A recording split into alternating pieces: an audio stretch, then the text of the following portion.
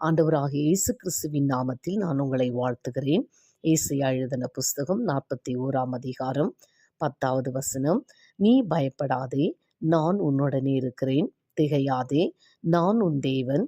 நான் உன்னை பலப்படுத்தி உனக்கு சகாயம் பண்ணுவேன். என் நீதியின் வலது கரத்தினால் உன்னை தாங்குவேன். ஆம், எனக்கு அன்பானவர்களே, நம் ஆண்டவருடைய கரம் நீதி உள்ள ஒரு கரம், நம்மை தாங்குகிற ஒரு கரம். அவருடைய கரத்துல ஒவ்வொரு நாளும் நம்மை ஒப்பு கொடுத்து நாம் ஜெபிப்போம் என்று சொன்னால், ஆண்டவர் அவருடைய அன்பின் கரத்தை கொண்டு நம்மையும் நம்முடைய குடும்பத்தையும் தாங்கி வழி நடத்துவார். ஆகையினால தான் வேதம் சொல்லுகிறது, என் மகனே, என் மகளே, நீ பயப்படாதே, உன்னோடு கூட நான் இருக்கிறேன் என்று சொல்லி நீ திகைத்து போகாதே. ஏன் சொன்னா, நான் உன் தேவனாயிருக்கிறேன்.